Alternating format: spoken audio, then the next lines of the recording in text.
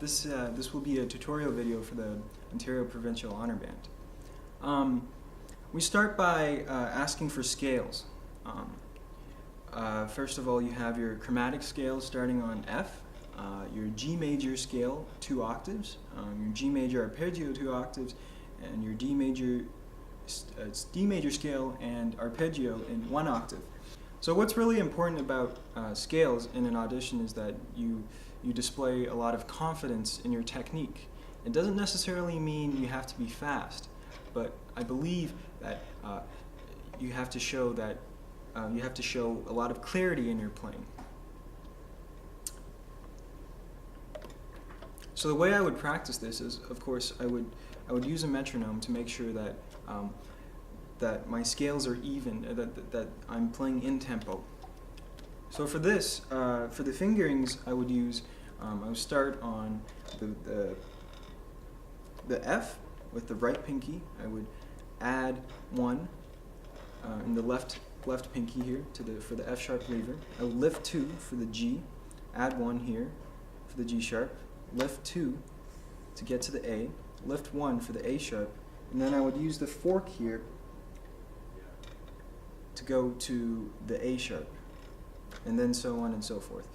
For the D sharp, you can either use the left lever here with the the left ring finger rather, sorry. So the left ring finger for the D sharp, or you could use the right index finger for the first lever here for the D sharp. It's really up to you. I would recommend practicing it both, just so you can get used to it. The F sharp, obviously going F to F sharp, I would use the side, so it's F and then plus these 2. And then it would be the same later on in the clarion register. C, C sharp, D, D sharp, E, F, just like the same with the lower register. Coming down to the break, from G to G flat, I actually prefer to use the regular G flat F sharp fingering. Some people might go from G sharp, some people might like to use the side for the G flat fingering, but it's up to you, and I highly recommend that you practice using both, as you never know in what context they might come in handy. So I will try to demonstrate.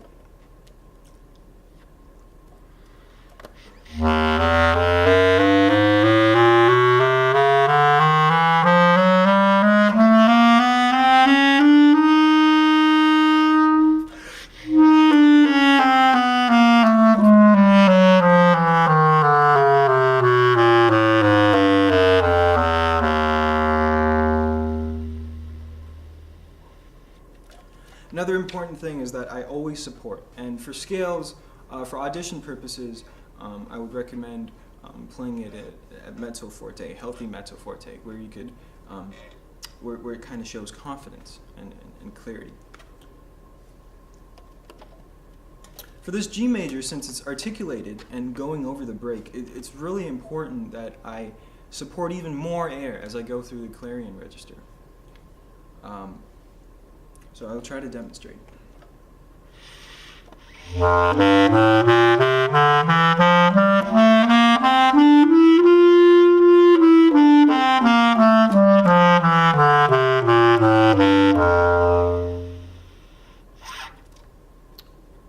And the G major arpeggio.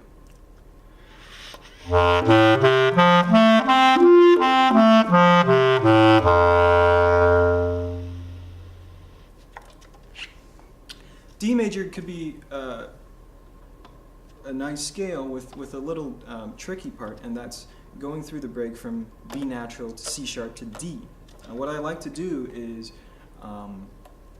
play B natural with only the left pinky here, and then C sharp with the right pinky, because and I would let go as I switch, and the reason for that is if I play C sharp with both fingers down, the tuning would be very sharp, and that wouldn't sound very good. So if I did it by leaving the left pinky on, it would sound something like this.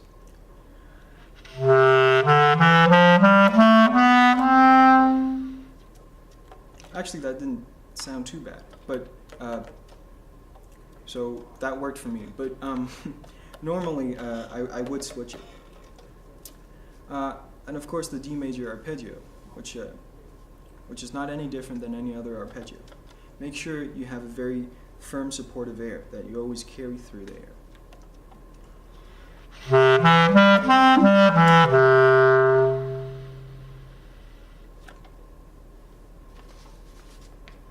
Hi. Now we're going to talk about the second set of auditions, of audition etudes, and they're quite nice. The first one is in 3/4, and it's marked 92. It's quite a technical excerpt in C major, and has a good mix of different articulations. So we'd really like to hear that, especially when you have, let's say something in bar 1 versus bar 5.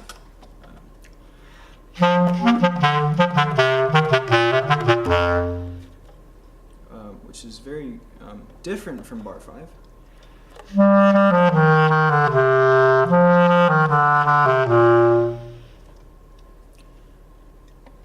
But what's equally as important about the different articulations is that you think about some of the phrasing here. It's when we look at technical etudes like this, it's easy to think all about the notes, but of course they're very important. But it's also you should also think about the phrase. So, for example, from bar 5 to bar 9. I want the listener to hear that I'm kind of going somewhere with what I'm playing.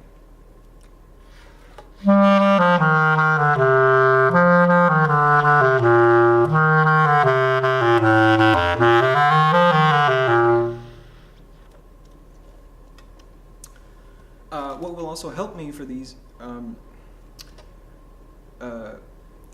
articulated passages is whenever I have slur 2 tongue 2, I like to clip the slur to make it more, to just kind of add character to the music.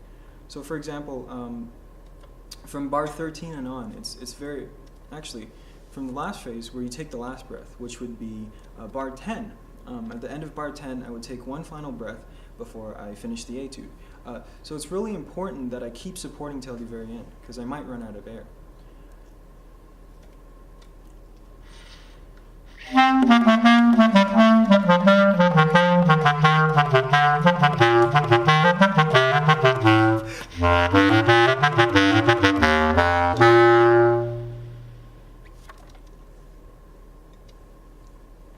Again, for this excerpt, what's more important than sheer speed is clarity and character.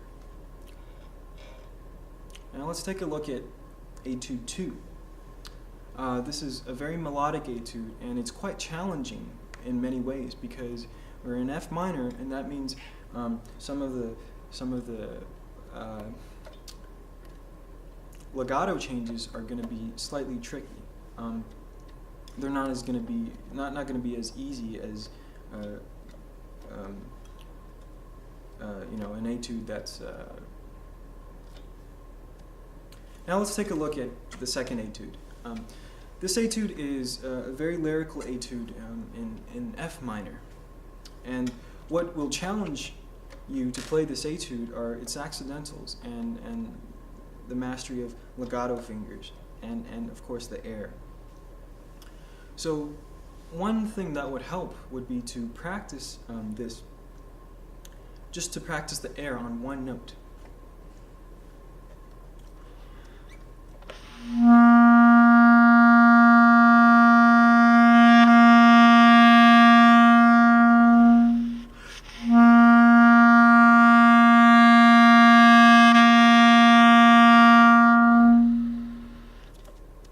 And then I would add the fingers and work on that.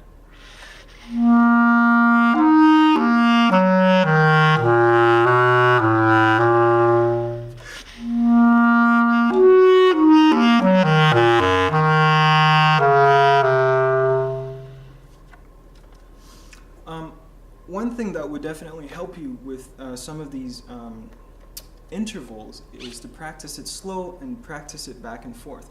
What's, of course, you for example, in the second phrase, you go from a C to a flat. So it's not the easiest interval, but I would, of course, want to practice it slow and to make sure the coordination happens exactly when I want it. So I almost exaggerate the movement as I practice it. It's a slight squeezing motion. I don't want to put too much pressure. It's just a little bit. And then as this hand comes off, this pinky lands on this key right here. And I want to practice it back and forth to make sure the transition is smooth. Another thing you want to watch out for is your air, of course. It's easy to so many times I've heard players just kind of lose their support throughout these etudes because they're thinking so much about the notes. So of course you want to make sure you learn the notes first, and that's easy. And seems easy later. Of course, in bar 9, it asks for a low E flat or an optional regular E flat. Of course, it'd be good if you have a bass clarinet that does play low E flat. However, if you don't, that's okay. But either way, you have a lot of these leaps between registers. So even at a piano dynamic, it's very important to support all the way through.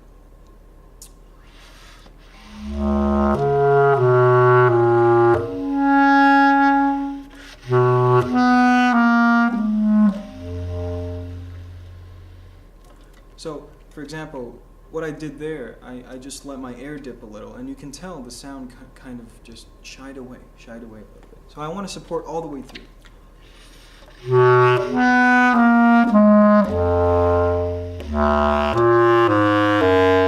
And so on, of course. One thing to watch out for is, of course, the accidentals. There are a lot of D flats in this piece, so you want to make sure that they're correct. And of course, with everything I've said, in the end, you should try to make things as musically as possible.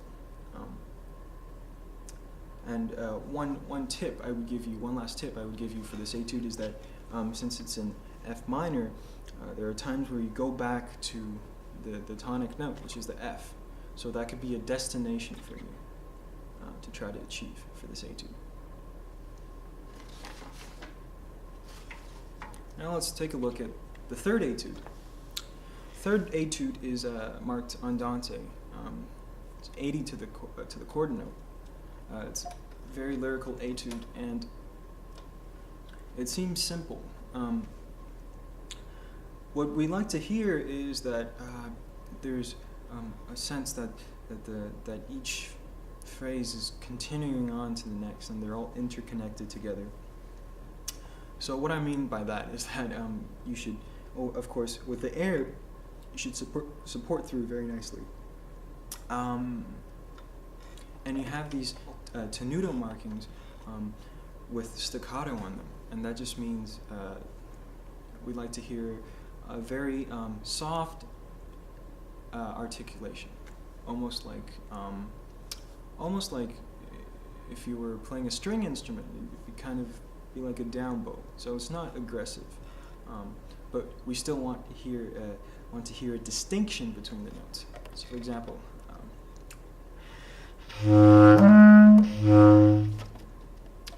So, for example.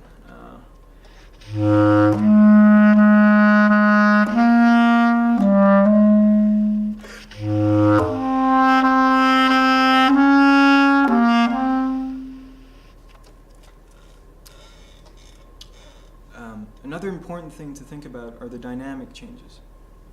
So the first 4 bars are in mezzo piano, and then the 5th bar is marked mezzo forte. So just think of the 5th bar as maybe a final destination in this phrase, as you're going towards that high D in mezzo forte. Another thing to think about is the importance of supporting the long phrases. So when you're holding a long note, think that there's always shape to it, and that will help you. Otherwise, the tendency is to lose air and kind of diminish the whole phrase, and then the phrase would lose its energy and it wouldn't be as musical. So for example, especially in bar 9, where it's marked piano.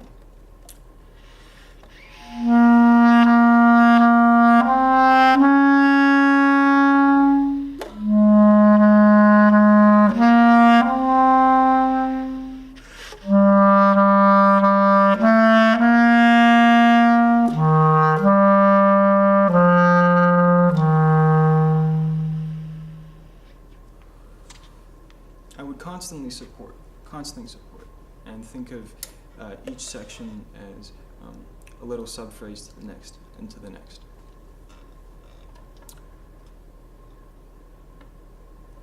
So that pretty much sums things up for the 2004 audition etudes. I wish you all the best of luck for this audition.